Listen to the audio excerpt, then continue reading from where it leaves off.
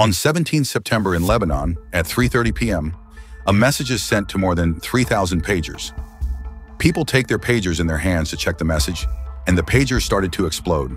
These small explosions shake Lebanon, leaving 12 people dead, including a 9-year-old girl, and 2,700 injured. Lebanon was struggling with this unprecedented and sophisticated large-scale attack when more than 500 radio devices and even some solar panels also exploded, resulting in 25 people killed and more than 450 people were injured.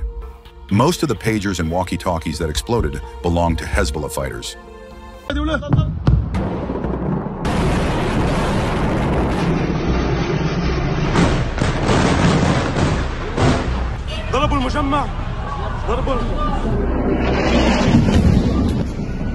Israel declared war against Lebanon's Hezbollah group, and within a week of that, Israeli Air Force killed Hezbollah chief Hassan Nasr Allah in an airstrike using bunker bombs.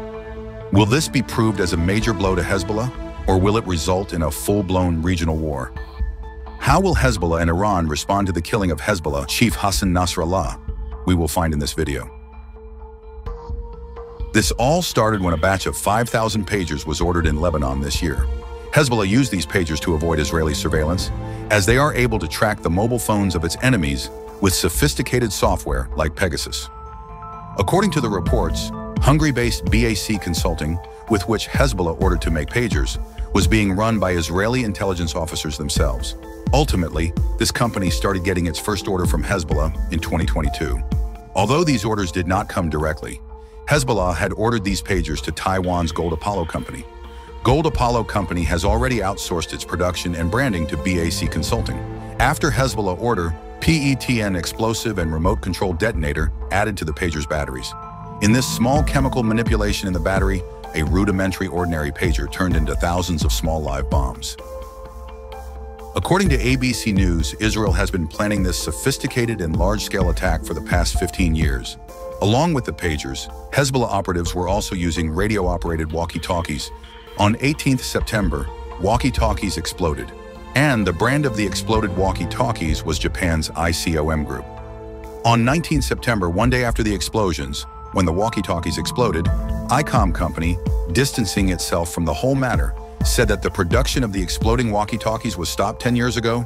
The company also stated in its statement that in 2020, it gave a warning to beware of fake products. And according to ICOM Company, these are fake but look real. When Hezbollah was talking about revenge, straight away Israel killed Hezbollah military commander Ibrahim Akil in an aerial strike in Beirut. Akil was leading Hezbollah's elite Redwan force, which is considered an important part of Hezbollah's ground operations. Akil was also involved in the 1983 bombing of U.S. Embassy in Beirut. He had bounty of $7 million. Hezbollah is considered to be more powerful than Lebanon's army. Iran propped up Hezbollah in the early 1980s with mandate to oppose Israel's occupation of southern Lebanon and Palestine.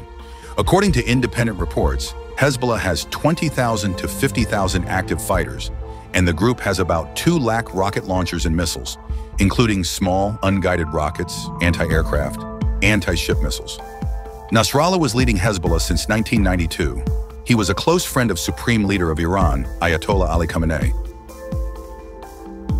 This week, more than 1,500 airstrikes were launched on Lebanon, in which unfortunately more than 700 civilians were killed, including children and women.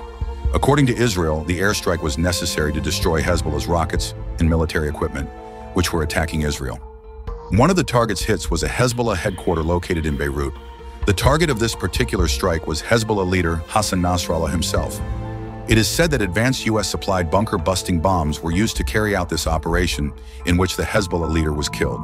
The news is obviously a big setback for Hezbollah. By the way, in the month of July this year, Hamas chief Ismail Haniyeh was also killed by someone in Iran. Israel has not confirmed its role in Haniyeh's death, but Iran said that this is a red line which Israel has crossed. According to the reports, the Supreme Leader Ayatollah Khamenei has already started a meeting of the Security Council under his chairmanship in his country, and the situation is being assessed as to how to deal with it now. Netanyahu, while addressing the UN General Assembly in New York, said in clear words that Israel will continue to attack Hezbollah until their goals are achieved. Within a few hours of this speech, Netanyahu, sitting in America, approved the airstrikes on Beirut, in which Nasrallah was reported to have been killed.